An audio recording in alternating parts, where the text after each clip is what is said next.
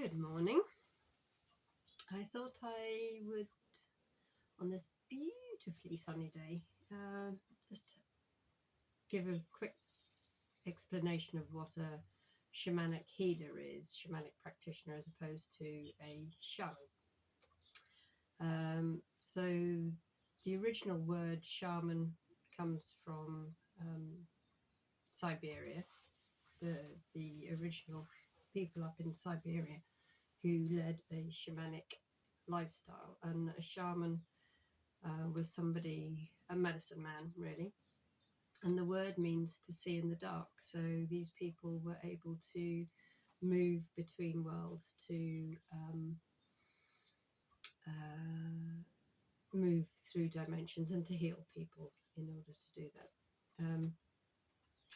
And they were generally people that were chosen by the community. So it wasn't, somebody didn't wake up one morning and say, I am a shaman, I'm a shaman.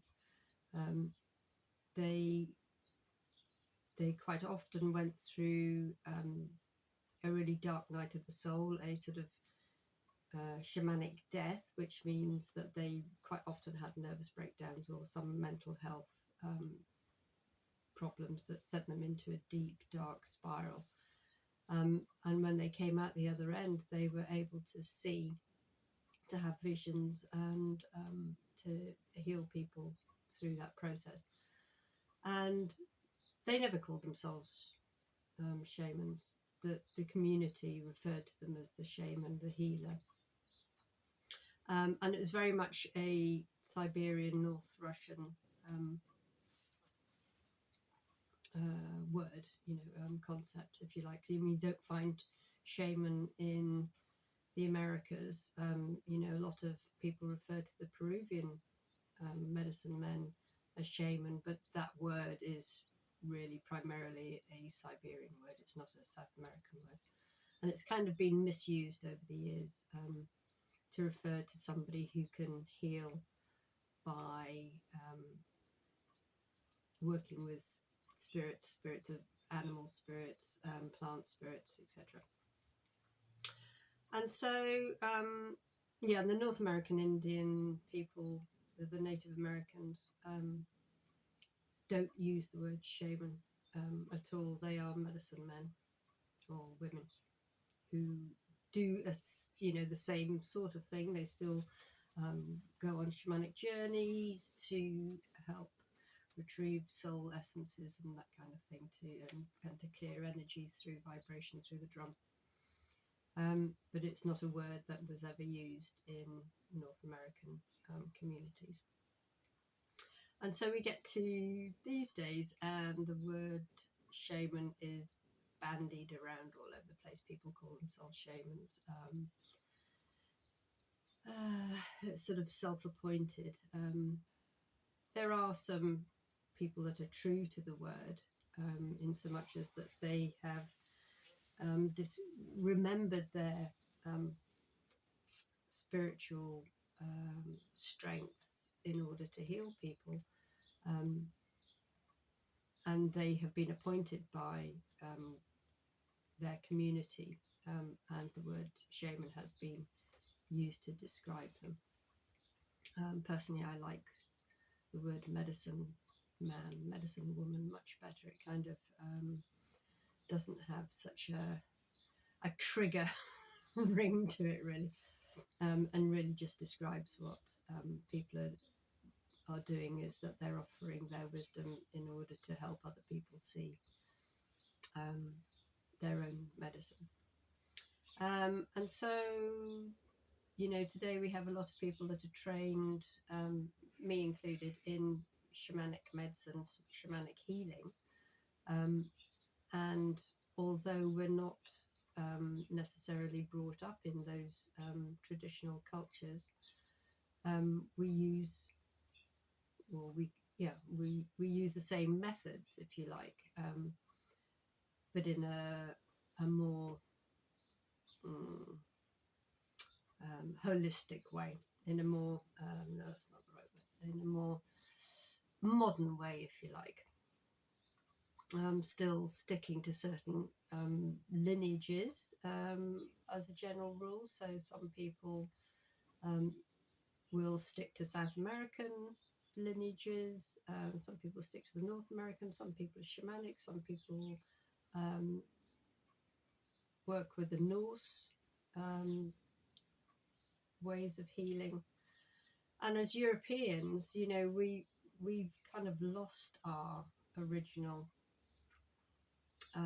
teachings.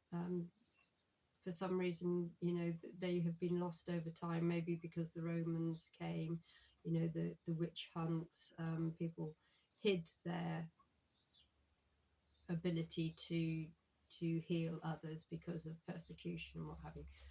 And, you know, a lot of people are now suffering from witch wounds, you know, they're sort of having to hide their truth, their authenticity because of fear of persecution. And even today, you know, people, you know, the general public still doesn't really understand and think it's all a bit woo and you're a bit odd and what have you.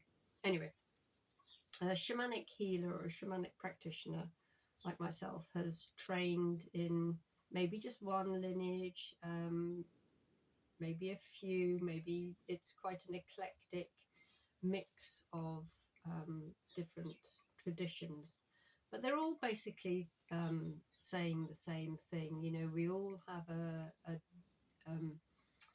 a deep understanding of animism, which means that we believe that everything has spirit. So everything from the trees and the birds and the animals, even inanimate objects will have a spirit of some kind because they'll have come from except plastic. Maybe because, although it's oil based, which is still a natural material, but everything organic, everything we feel has a spirit, and that we're able to work with the spirit of that object or that animal, that plant, and to co-create with them, really, not use them, but to work with them. And we do that through the medicine that we have learned from our teachers. And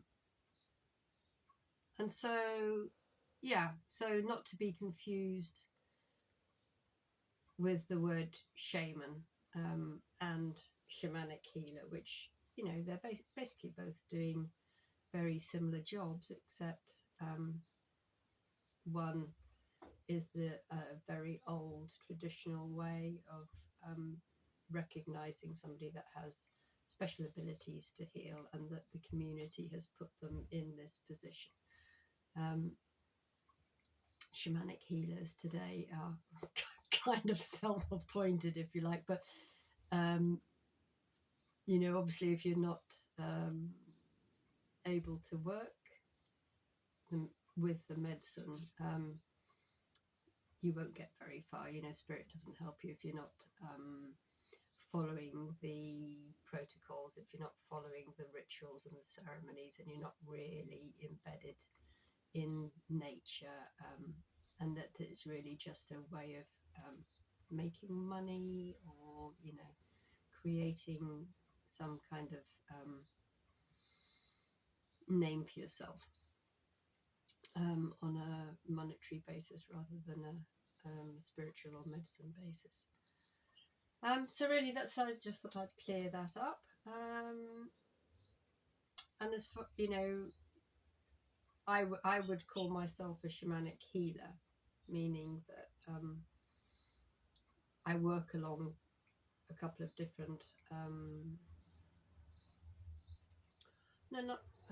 I kind of mix a little bit of the North American, South American, and my tradition, my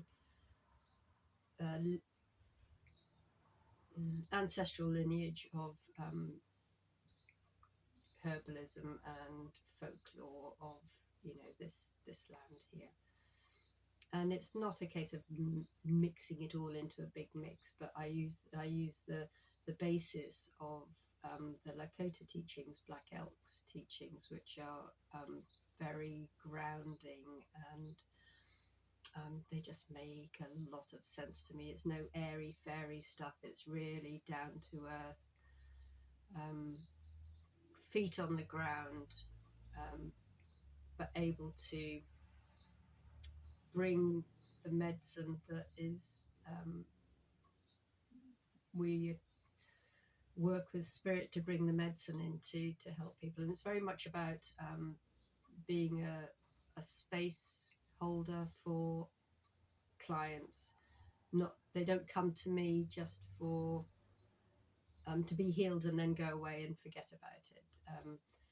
I would encourage people to really integrate the medicine that I offer into their daily life, so that they can find their own medicine, that they can find their own way of healing over a period of time. It's not a quick fix pill you get from your GP. It's very much a slow process, a slow medicine, where one would begin to see how our lives, everything we do, everything we think is vibration, and how that actually affects us, and how it affects other people, and how it affects our own health. And once we realize that everything we do, everything we speak, everything we think has a profound effect on our physical body, as well as our mental body and our spiritual body and our emotional body, and that shamanic healing is a holistic medicine, where we look at every aspect of a human being's way of life, and even past lives, and our ancestral life, our ancestors, what they might have passed on to us in our DNA. So yeah, it's not a quick fix. It really isn't for the faint-hearted, because it may take you, not always, but it may take you into some deep, dark shadows that need to be cleared, that need to be healed. And then once you've done that work, oh my goodness, your life changes. Your life turns around completely. You see others in a completely different light. You see yourself in a completely different light. And the way that we move through our own lives, that we're actually creating our own lives day by day, and that if you don't like the life you're in, change it. Change the way you think, change the way you react, change the way you work with spirit. So I hope that clarifies a little, and it clarifies a little of what I do. My main way of working with people is to get them involved in creative medicine, which I find is hugely therapeutic. And for example,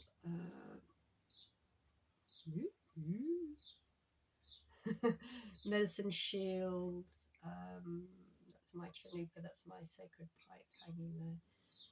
Making medicine dolls, it's all a way of, it's a kind of meditation. So you're working through meditation to connect with spirit, and you end up with a physical piece that you can then hang in your space, and on a daily basis you can connect with that, and connect with the medicine that it's bringing forward.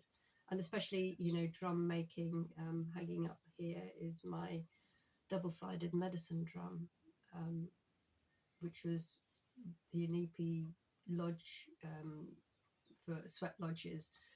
The person doing the medicine would use a double-sided medicine drum.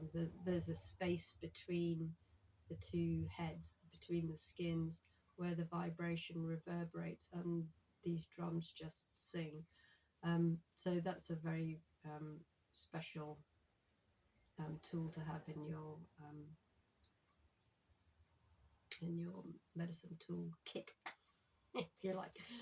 And rattles, making your own rattles. So the rattle is all about fire. It's the stones inside are creating fire, and they dance and they sing, and yeah. So this is how I work, really, is to, one, help people clear through vibration, through me drumming maybe the big mother drum, or my medicine drum, or using my rattle, clearing the stuck energy, the energetic blocks that a client might have, and then to work with them, that once some of these blocks are removed and things are starting to come up, then we work through, do some shadow work, or we do some creative medicine.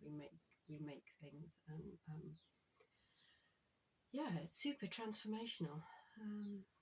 So there you go. So if you would like to work with me, please get in touch. I am based in Wales now. I'm still looking after mum, so you know, I'm not working. I'm not seeing people on a full-time basis, but